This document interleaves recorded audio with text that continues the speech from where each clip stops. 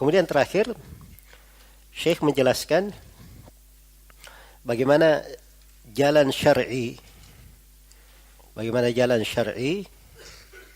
seseorang itu meminta syafaat. Jadi kalau seorang ingin meminta syafaat kepada Allah, berdoa, bagaimana cara berdoanya yang benar?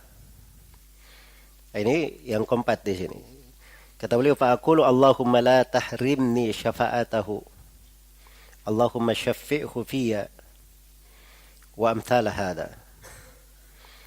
Maka katakanlah, ya, maka saya berdoa, Allahumma ya Allah, la tahrimni syafa'atahu. Jangan engkau haramkan saya dari syafaat Nabi sallallahu alaihi wasallam. Jadi ini minta syafaat kepada siapa kalau begini? Mintanya kepada Allah. Ya Allah, jangan engkau haramkan saya dari syafaat Nabimu. Jelas ya? Atau dia berkata, Allahumma syaffi'hu fiyya. Ya Allah, jadikanlah Nabimu sebagai orang yang memberi syafaat kepadaku. Ya. Ini benar ya, tauhid namanya ini. Karena dia berdoanya kepada Allah Subhanahu wa ta'ala. Adapun kalau dia langsung berdoa kepada Nabi sallallahu alaihi wasallam setelah Nabi wafat, maka itu masuk di dalam kesyirikan. Jelas ya? Masuk di dalam kesyirikan. Baik, dan ini akan datangnya di syubhat berikutnya, akan lebih ditegaskan oleh Syekh rahimahullahu ta'ala. Iya. Cuman perlu diketahui bahwa syafaat itu, syafaat Nabi sallallahu alaihi wasallam itu didapatkan dengan dua cara.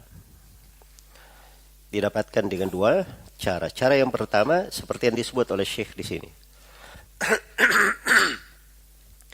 Caranya adalah dia berdoa kepada Allah. Memohon kepada Allah. Iya. Supaya Nabi Muhammad sallallahu alaihi wasallam memberi syafaat untuknya. Menjadikan Nabi Muhammad sebagai orang yang mensyafaatinya di hari kiamat. Inilah teks doanya, cara berdoanya yang disebut oleh penulis di sini. Itu cara yang pertama. Jalan yang pertama untuk mendapatkan syafaat Nabi. Jalan yang kedua untuk mendapatkan syafaat Nabi sallallahu alaihi wasallam adalah dia menunaikan sebab-sebab yang disyariatkan, yang dengan sebab itu dia mendapatkan syafaat. Iya. Jadi sebab-sebab syafaat itu banyak ya.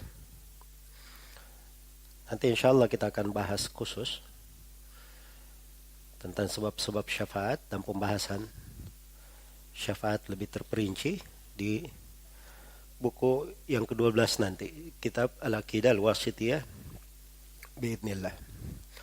Antara sebab syafaat itu seorang mendengarkan adzan, setelah adzan dia membaca doa, Allahumma rabba hadhihi ad-da'wati tammah, dan seterusnya. Jadi kalau dia baca doa ini, itu dikatakan halat syafaati. Nabi berkata akan halal syafaatku untuknya. Jelas ya? Maka itu dari sebab seorang mendapatkan syafaat Nabi sallallahu alaihi wasallam. Iya. Dan di antara sebab juga, misalnya ya contoh, tinggal di kota Madinah dan wafat di situ. Ya kalau dia bersabar terhadap suasana kota Madinah, kadang ada penyakitnya dan seterusnya, dan dia meninggal di kota Madinah, maka itu dari sebab dia mendapat syafaat Nabi sallallahu alaihi wasallam. Sebagaimana seorang yang bertauhid secara umum berucap la ilaha illallah dengan ikhlas dari hatinya, itu orang yang paling berbahagia dengan syafaat Nabi sallallahu alaihi wasallam. Ini contoh ya dari sebab-sebab seorang itu mendapatkan syafaat dari Nabi sallallahu alaihi wasallam. Ini dua jalan syar'i di dalam mendapatkan syafaat Nabi. Iya. Ya kalau ingin syafaat Nabi begitu caranya. Pertama, tempuh sebab-sebab yang menyebabkan dia diberi syafaat. Yang kedua, dia berdoa kepada Allah Subhanahu wa ta'ala. Ya bukan dengan berbuat kesyirikan, berbuat pelanggaran-pelanggaran, melakukan hal-hal yang tidak dicontohkan oleh Nabi Sallallahu Alaihi Wasallam. Baik, selesai syubhat yang kelima.